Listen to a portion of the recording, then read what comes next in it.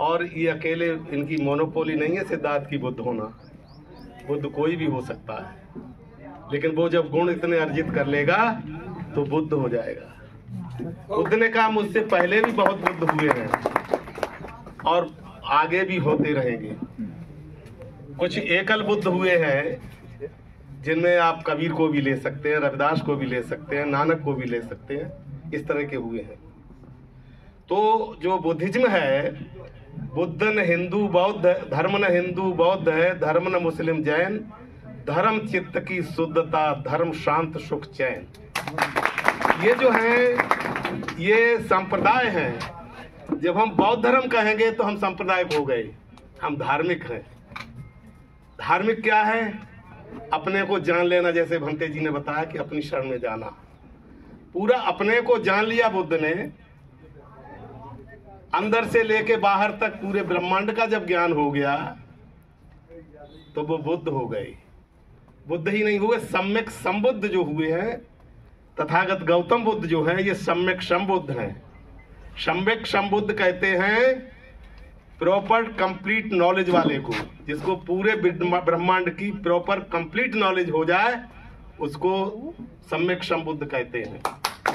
और ये सम्यक संबुद्ध जो होते हैं वो आपके मन की बात जान लेते हैं। सामने आते ही बुद्ध जो है समझ लेते थे कि क्या चाहता है। बुद्ध को समर्पण वाली बात जैसे आपने भंते जी ने कहा, तो कोई भी व्यवस्था हो, जब तक पूरे 100% समर्पण नहीं होगा तब तक आप व्यवस्था को कायम नहीं रख सकते। हम केवल नमो बुद्धाय कहने से या जय भीम कहने से हम धार्मिक नहीं हो जाते। हमें आचरण में लाना पड़ेगा। हमारा आचरण देख के लोग कहें कि हाँ ये धार्मिक हैं। जब आचरण हमारा शुद्ध होगा तो चाहे किसी समाज का आदमी हो, यहाँ तक कि ब्राह्मण भी आपके सामने नतमस्तक होगा। लेकिन आचरण अशुद्ध है और हम अपने को कहें बुद्धिस्ट हैं तो आपको कोई पूछने वाला नहीं है। अभी भंते जी ने कहा, एक हमारे मित्र हैं राम सेवक शाक्य जी, वो कहा करते हैं कि अब तो बौद्धों का ये चलन हो गया है कि नमो बुद्धाय बोलो और मुंह में पौआ खोलो। ये बंद होना चाहिए। अगर शील नहीं है, आप शीलवान नहीं है, तो आपके अंदर कोई गुण नहीं है, आप बुद्धिस्ट कहलाने के हकदार नहीं है। पहला शील है, उसके बाद समाधि है, तब प्रज्ञा है। अभी थोड़ी देर हम बात करूंगा। जो शील है, 5 शील है, उनमें से एक ही शील यदि आपने मान लिया तो आपका कल्याण हो जाएगा, कोई रोक नहीं पाएगा। और सबसे बड़ी बात है, जो अपने को बौद्ध कहते हैं वही लोग ज्यादातर इन शीलों को भंग भी करते हैं। आप लोग अगर वास्तव में धर्म की ओर जाना चाहते हैं, आप प्रभावशाली बनना चाहते हैं, आपके प्रभाव से दूसरे लोग आकर्षित हो आपके व्यक्तित्व की तरफ, तो आपको शीलों का पालन करना ही पड़ेगा। बुद्ध कोई साधारण व्यक्तित्व नहीं था। अगर वो शीलों का पालन न करते, समाधि नहीं होती, प्रज्ञा नहीं होती, तो आज दुनिया के किसी भी कोने में चले जाइए, बुद्ध को नमन करने वाले लोग मिल जाएंगे। सुबह को उठ के इस दुनिया के 45 देश सुबह उठ के भारत को नमन करते हैं। इसलिए नहीं कि कोई भारत बहुत बड़ा स्ट्रांग देश है, इसलिए नमन करते हैं कि यहाँ पर तथागत बौद्ध गौतम बुद्ध जिन पैदा हुए थे और उन्होंने उपदेश किया था। यहाँ पर ये बुद्ध भूमि है। हमारे नेता कुछ भी कहते हो, यहाँ कुछ भी नारा लगाते हो, यहाँ कितना भी चिल्लाते हो, यहाँ कितने भी पाखंड की बात करते हो, नंगे रह के वहां स्नान कराने की बात करते हो, लेकिन जब दुनिया के किसी देश में जाते हैं तो ये कहना पड़ता है हमारे राष्ट्र प्रमुखों को और सबको कि हम बुद्ध की भूमि से आए हैं। हम युद्ध नहीं बुद्ध को लाए हैं। हमने दुनिया को युद्ध नहीं दिया है, हमने बुद्ध दिए हैं। ये स्वामी विवेकानंद ने भी अपने भाषण में कहा था कि हमने दुनिया को युद्ध नहीं दिया, हमने दुनिया को बुद्ध दिए हैं, इसलिए हम लोग महान हैं। मैंने देखा संख्या में लोगों को यहाँ की मिट्टी कलेक्ट करते हुए, विदेशियों को। मैंने कहा आप इसका क्या करेंगे? उन्होंने कहा हम इसको गोलियां बनाएंगे, और ये बहुत कीमती हमारे देश में हो जाती हैं। सुबह उठ के उस मिट्टी से तिलक करते हैं, इसलिए तिलक करते हैं कि यहाँ पर भगवान बुद्ध के पैर पड़े होंगे और हमारा कल्याण हो जाएगा, इसलिए उसको नमन करते हैं।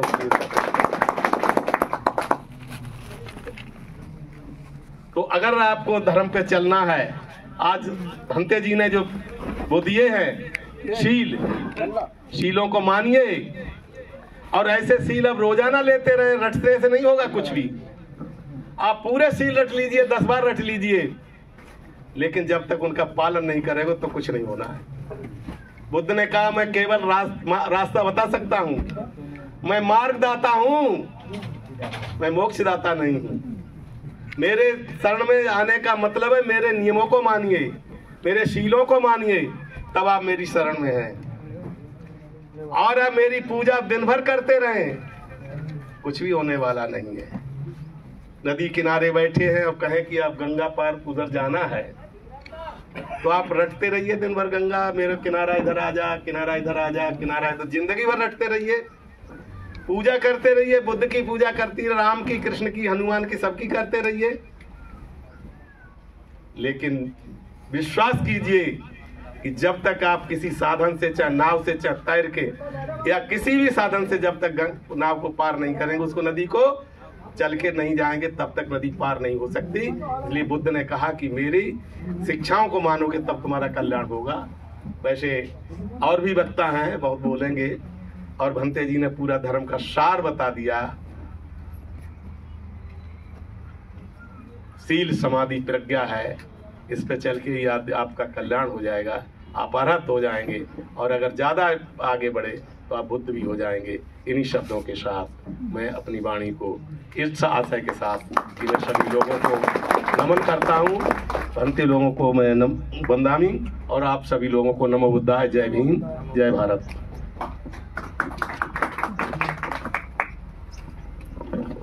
धन्यवाद बाबू जी, इनके लिए जोरदार तालियों के साथ में स्वागत करिए।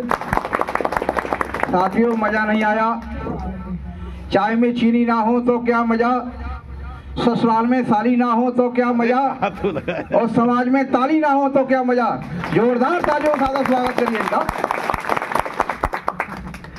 इसी के साथ में रामपाल सिंह दरोगा जी, मेरी आवाज सुन रहे हो वो आए। सारे लोगों से रिक्वेस्ट है, जो भी यहाँ वक्तागण लोग आए, कम कीमत वाला नसीब, किसी धर्म पर कटाक्ष नहीं करना है, हमें अपनी बात करनी। इसी के साथ में हरिओम साकी जी, बारपुर वाले, मेरी आवाज सुन रहे हूँ तो आए, आकर के अपने मुखारबिंद से भगवान गौतम बुद्ध के बारे में बताएं।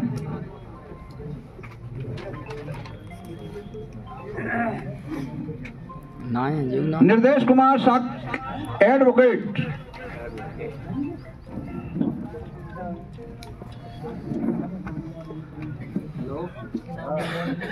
वकील लोग तो लिख करके ही वकालत करते हैं। मैं इनके लिए जोरदार तालियों के साथ में स्वागत करिए। धन्यवाद संचालक महोदय जी।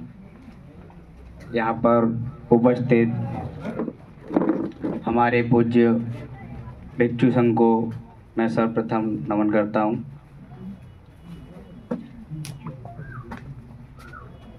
हमारे अभी बाबूजी ने बताया है और हमारे पूज्य बनते धम्मज्योति जी ने सारा सार हम लोगों को शायद बता ही चुके हैं। इस बात की मेरी कोई ज़्यादा विशेष तैयारी नहीं थी, लेकिन यहाँ विशेष आग्रह पर मैंने कुछ आप लोगों के समक्ष रखने के लिए थोड़ी तैयारी की है। हम लोगों को इस तथागत गौतम बुद्ध के ज्ञान को इस तरह से नहीं लेना चाहिए जिस तरह से हम और आप लोग आजकल समाज में देखते हुए, और जिस तरह से हम लोगों के लिए हमारे ये कथावाचक लोग परोस रहे हैं, उस तरह से हम लोगों को नहीं लेना चाहिए। इसमें कुछ हमारी तथा हमारे समाज की भी गलतियां होती हैं।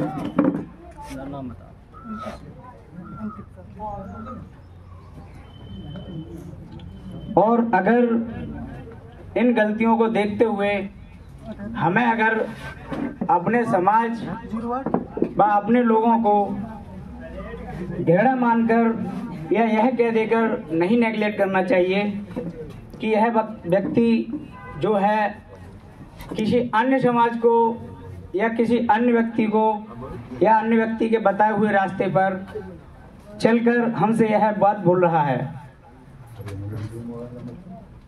और अगर हो सके तो हम लोगों को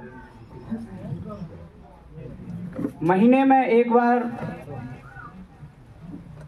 हमारे जो भंते जी हैं उन लोगों के दर्शन जरूर करना चाहिए और उनसे कुछ ना कुछ शिक्षा ग्रहण करनी चाहिए। और साल में एक बार सर्व समाज को इकट्ठा कर बुद्ध कथा को जरूर ही कराएं अपने अपने गांव में, और इसे अपने जीवन में उतारने का कष्ट करें। और बुद्ध का ज्ञान जो है वो कोई छोटा मोटा ज्ञान नहीं है। यह ज्ञान जो हमारा संजोए हुए हैं वो हमारे सभी भंते लोगों के पास में है, क्योंकि जो हमारा ज्ञान इतिहास में था वो सारनाथ जैसे विश्वविद्यालय में संजोय था किताबों के जरिए, उसमें आग लगा दी गई, फिर इसे पुनः जागृत किया नालंदा पुनः जागृत किया तो हमारे भंते लोगों ने ही जागृत किया था।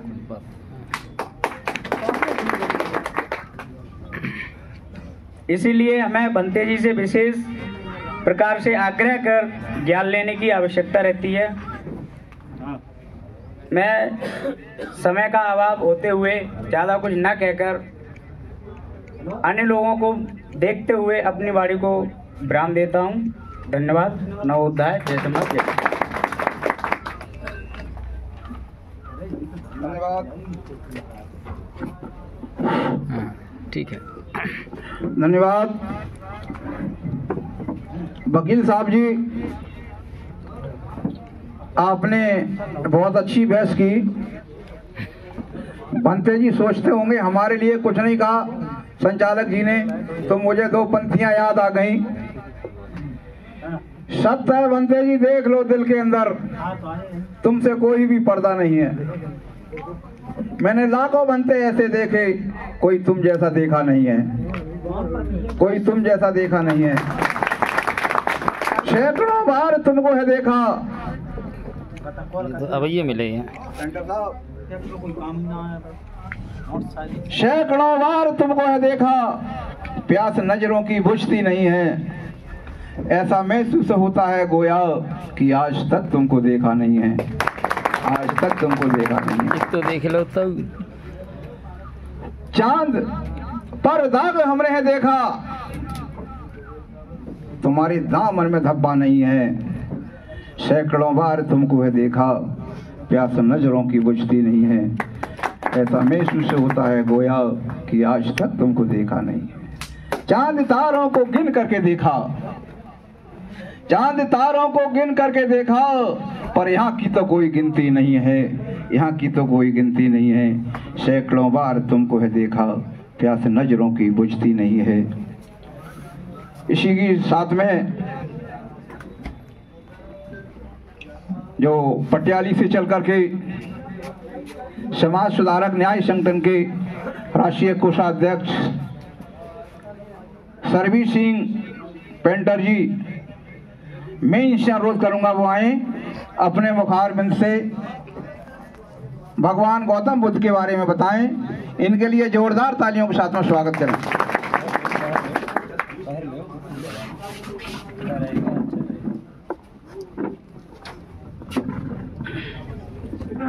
बहुत बहुत धन्यवाद संचालक महोदय, क्योंकि मुझे पहले ले लिया, इसलिए ले लिया। मैं जानता हूँ इन्होंने मेरे साथ बहुत अच्छा किया है। सबसे पहले मैं आप लोगों को जगाना चाहता हूँ, मेरे साथ बोलिए भगवान बुद्ध की दया हो, भगवान बुद्ध की दया हो, करुणा हो, भगवान बुद्ध की दया हो, करुणा हो। जिनका हृदय करुणा से शीतल है, जो विद्या और आचरण में संपन्न हैं, जो लोक लोकांतर की बात जानने वाले हैं, मैं भगवान बुद्ध के चरणों में वंदना करता हूँ। मैं वंदना करता हूँ जो आज हमारे सामने नहीं हैं, ठीक है। हमारे पूज्य गुरु भिक्खु धम्मानंद संघ मित्र जी, जिन्होंने मुझे अपनी करुणामयी शिक्षा से ओतप्रोत कराया और मुझे यहाँ पर खड़े होने के लायक बनाया।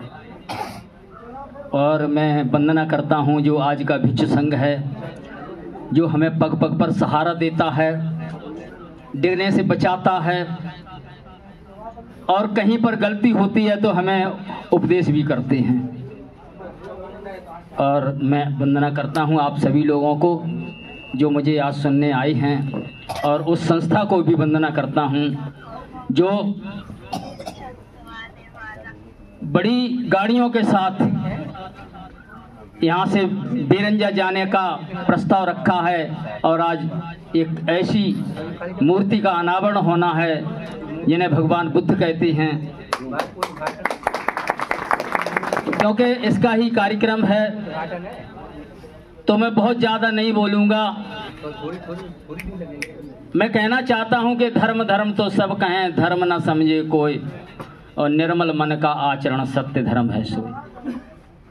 क्योंकि क्योंकि धर्म तभी हम मलसार कर सकते हैं जब हम अपने आचरण पर उतारें।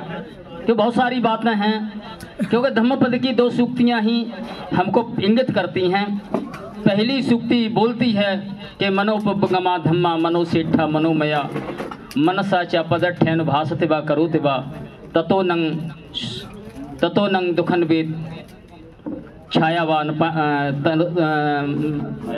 ना दूसरा मनोपगमा धम्मा मनोसेठा मनोमया मनसा च पदठ्यन भासते वा करोते वा ततो नंग दुखन वेद चक्कम वा बहतो पदम। अब इसका दूसरा है मनोपगमा धम्मा मनोसेठा मनोमया मनसा च पदठ्यन भासते वा करोते वा ततो नंग सुखन वेद छाया वा पानी। देखो, मन जो है प्रधान होता है। जब तक आपके मन में कोई चीज़ नहीं आएगी, ना अच्छाई या बुराई, तो आप इनमें से किसी चीज़ को ग्रहण नहीं कर सकते। अधर्म भी मन से पैदा होता है और धर्म भी मन से पैदा होता है। लेकिन जब तक हम ये चीज़ जान नहीं पाएंगे कि हम जा कहाँ रहे हैं, तब तक हम कहीं जा नहीं सकते। तो बहुत ज़्यादा नहीं, छोटी छोटी बातें हैं, उन छोटी छोटी बातों के माध्यम से कहना चाहता हूँ। जो अभी भंते जी ने सील दिए, तो सील बहुत जगह देते रही है, लोग देते हैं, भंते जी ने भी दिए और भी लोग देते हैं। लेकिन मैं देखता ये हूँ कि जहाँ सील दिए वहाँ मतलब जो है जैसे ही इस प्रांगण से हटे सीलों का समापन। और यदि ईमानदारी से भगवान बुद्ध की एक बात का भी हम अनुसरण कर लें, मतलब 100-200 से नहीं, एक बात का भी अगर हम अनुसरण कर लें तो हम मतलब जो कहीं से कहीं पहुंच सकते हैं। अब होता क्या है, स्पीच बहुत बड़ा होता है लेकिन अनुसरण शून्य होता है। अगर हम बहुत लंबी लंबी बातें करें और पालन कुछ नहीं करें। एक उदाहरण के माध्यम से मैं आपको बताना चाहता हूँ। मिठाई बहुत अच्छी है और हम बोलते रहे मिठाई मिठाई मिठाई मिठाई मिठाई मिठाई मिठाई मिठाई, और उसका मतलब जो है खाएं नहीं तो उसको आपको स्वाद नहीं मिलेगा। क्या मिलेगा? नहीं मिलेगा। तो मैं तो सिर्फ इतना ही कहना चाहता हूँ, क्योंकि बहुत अधिक जानकारी नहीं है, क्योंकि अनुसरण ही बहुत महत्वपूर्ण कड़ी है।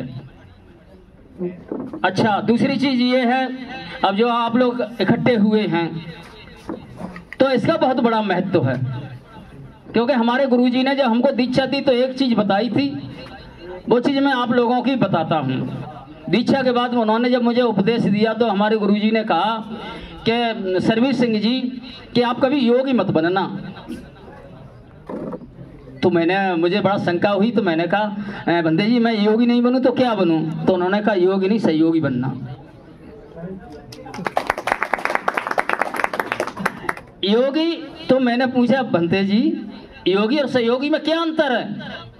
क्योंकि मैं एक तर्कशील आदमी हूँ, कहीं शंका होती है तो हम अपने गुरुओं से पूछता रहता हूँ। तो उन्होंने कहा योगी और सहयोगी में बड़ा अंतर है। बोले क्या अंतर है? हमने कहा क्या अंतर है? बोले योगी, योग का मतलब होता है जोड़, और सहयोग का अंतर मतलब होता है उसमें किसी प्रकार का प्रश्न चिन्ह नहीं, किसी प्रकार का चिन्ह नहीं।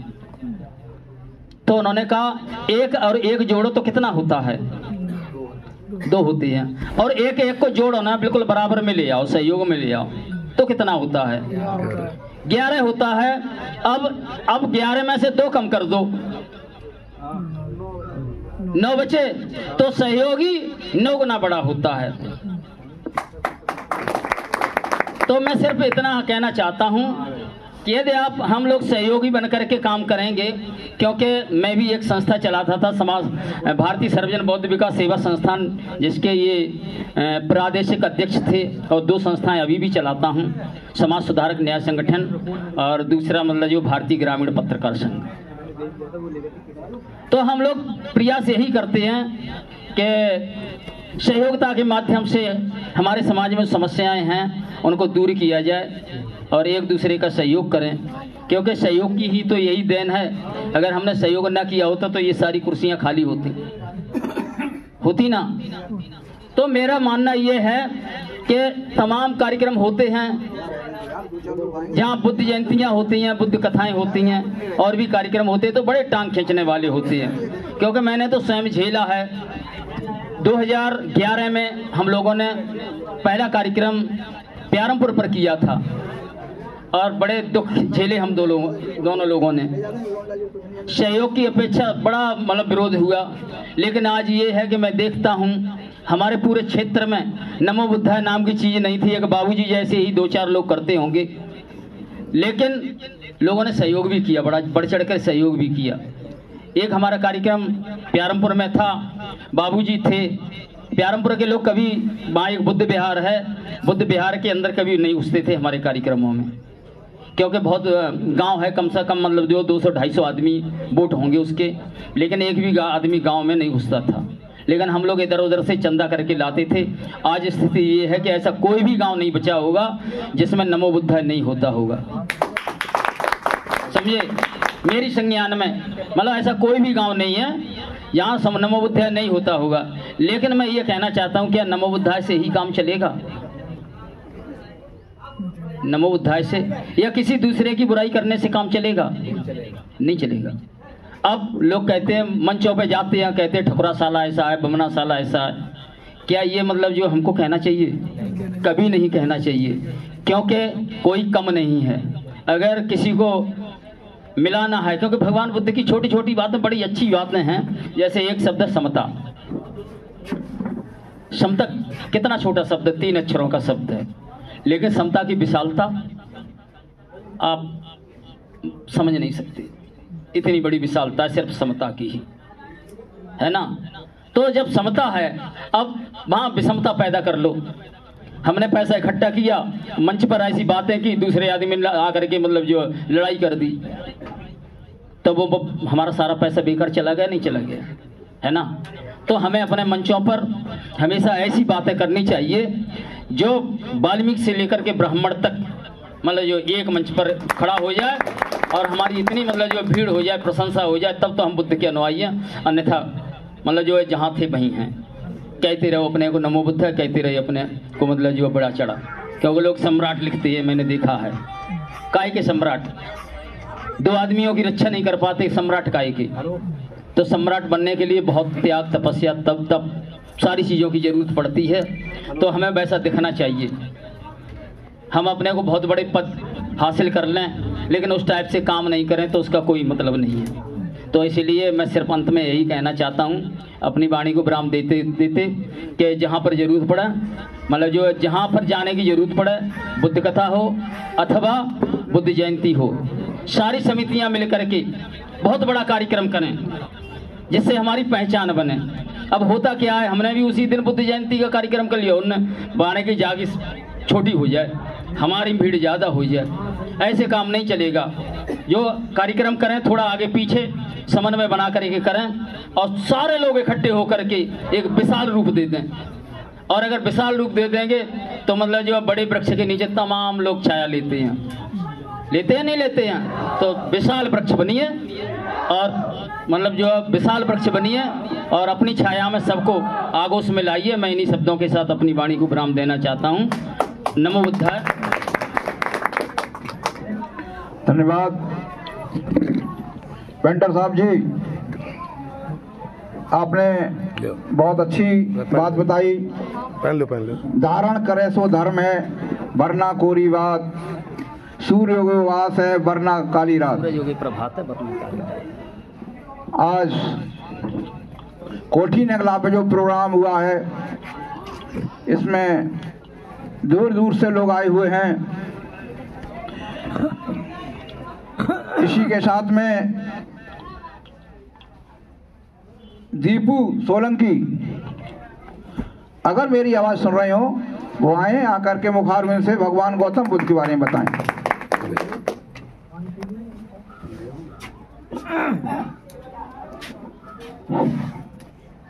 सर्वप्रथम मैं बुद्ध के चरणों में शीश झुकाकर नमन करता हूँ एवं सामने बैठे हमारे बड़े भाई और बुजुर्ग हमारे पिता तुल, उनके चरणों में शीश झुकाकर प्रणाम करता हूँ।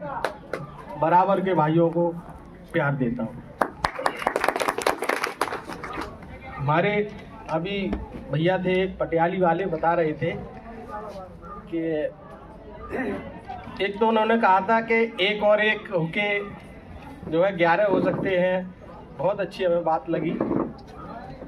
वैसे मैं बकावली से दीपू सोलंकी नाम है और हमारा क्षत्रिय समाज से हम आए।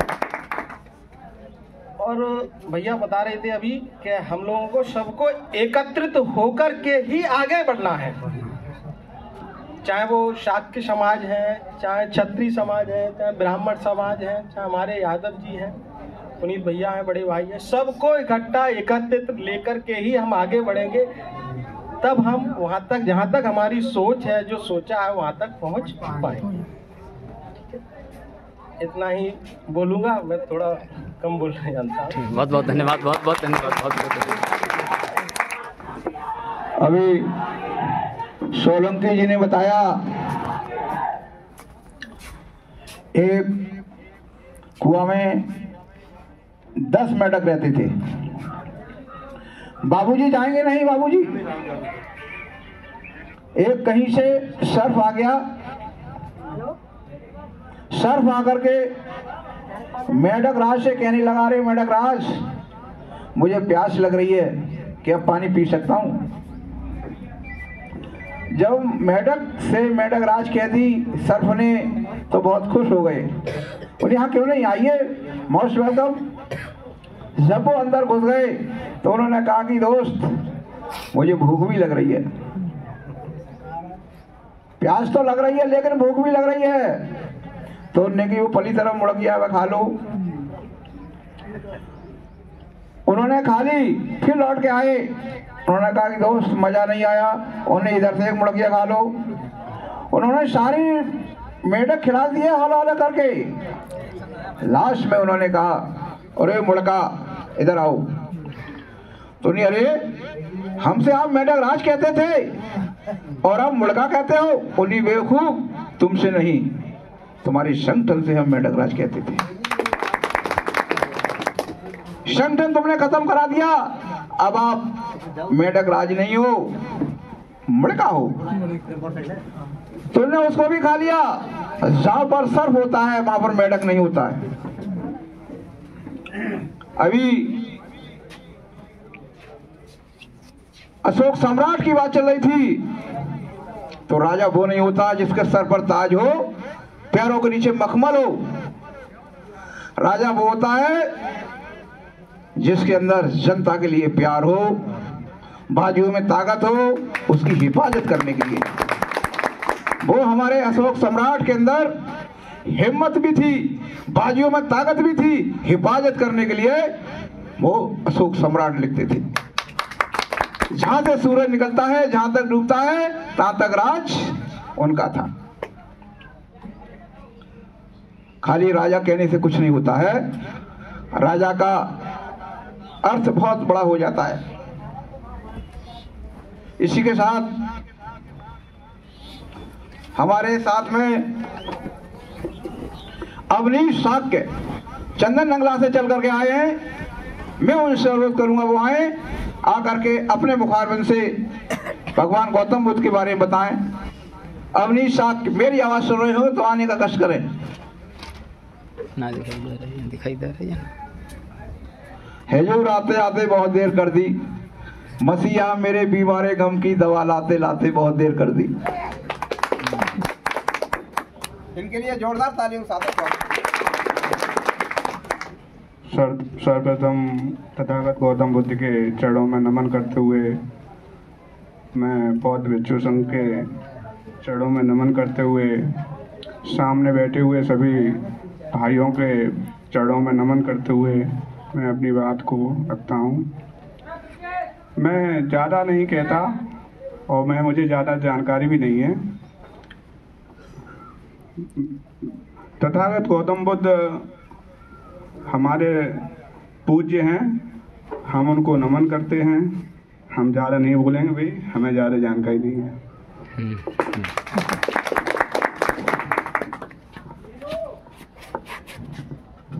धन्यवाद।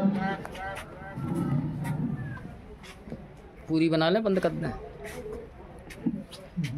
हमारे चेयरमैन साहब हमारे पास बैठे हुए हैं, बड़ी दूर से आए हैं, प्यार का तोहफा लाए हैं। मैं इससे अनुरोध करूंगा अपने मुखारबिंद से भगवान गौतम बुद्ध के बारे में बताएं। बहुत बहुत धन्यवाद संचालक जी। सर्वप्रथम भगवान बुद्ध के चरणों में शीश झुकाकर चरण बंदन करता हूँ। हमारे मध्य बैठे हुए भिक्षु संघ, आपको चरण बंदन, अभिनंदन आपका, जो आपने बिल्कुल हम लोगों के बीच में आके हम लोगों को ज्ञान रूपी प्रकाश बांटने का कार्य कर रहे हैं आप लोग बैठ के। और समस्त क्षेत्र से आए हुए सम्मानित लोग, मेरे भाई, मैं सभी आपको चरण बंदन करता हूँ, अभिनंदन करता हूँ। अभी इससे पहले बात भाई साहब ने की थी सम्राट की, कि सम्राट लोग लगाते हैं। जो लोग सम्राट कोई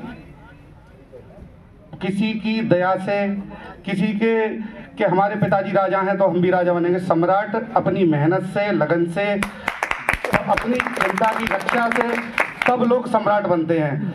ये नहीं कि हमारे पिताजी राजा हैं तो लड़का भी राजकुमार ही राजा बनेगा, ऐसा आज के टाइम में नहीं। भगवान बुद्ध ने इन्हीं चीज़ों को तो प्रारंभ कर दिया था, सारी चीज़ें बदल दी थी। राजा का बेटा राजा नहीं बनेगा, जो मेहनत करेगा। आज सम्राट की बात करते हैं, जहाँ से सूर्योदय होता है, जहाँ तक अस्त होता है, वहाँ तक उनका राज्य था। वो कैसे राज्य हुआ, कितनी मेहनत। आज सीरियल चलते हैं टीवी पे उनके, देखो, सीखो, उन चीज़ों से पता चलता है। मैं अभी नौजवान हूँ, मैंने दिन रात मेहनत की, आज मैंने मुकाम हासिल करा। मैं भी सोचता मेरी मम्मी चेयरमैन है तो हम ऐसी चेयरमैन हो जाएंगे, घर पे बैठे रहें।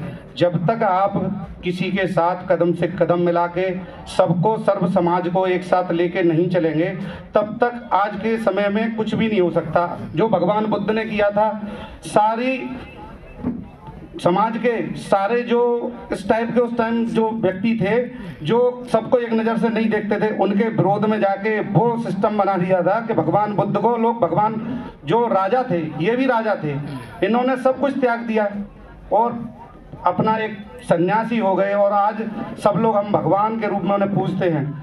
तो मैं तो बस इतना ही कहना चाहूँगा, अभी हम लोग नौजवान हैं, बहुत कुछ सीख रहे हैं और ऐसे जो प्रोग्राम है इनमें आके हम लोगों को कुछ ना कुछ सीखने को मिल रहा है। मैं तो संचालक महोदय से आग्रह करूंगा कि हमारे पूजनीय भंते जी को आप बोलने दीजिए, जो हम लोगों को कुछ और सीखने को मिले।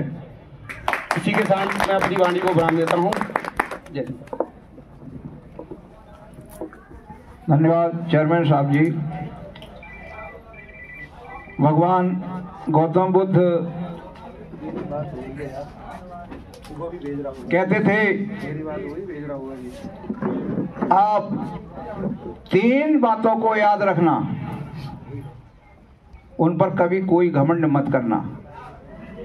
सर्वप्रथम अपनी जवानी पर कभी घमंड मत करना। दूसरा, कभी अपनी दौलत पर घमंड मत करना। तीसरा, कभी अपनी औलाद पर घमंड मत करना। जो हमारे राजा सिरदोधन के बेटा सिद्धार्थ ने कभी कोई घमंड नहीं किया, सब कुछ त्याग दिया। ना तो अपनी जवानी पर घमंड किया, ना अपनी दौलत पर घमंड किया, ना अपने परिवार पर घमंड किया। आज पूरा देश भगवान गौतम बुद्ध को मानता है। इसी के साथ हमारे बिहार से चल करके आए बनते जी, कौन एला और कौन पहला, यहाँ एक से एक बड़े नहलाई पर दहला, किस किस का नाम लूं मैं साथियों। तो मैं बनते जी से अनुरोध करूंगा कि वो आए, अपने मुखारबिंद से भगवान गौतम बुद्ध के बारे में बताएं।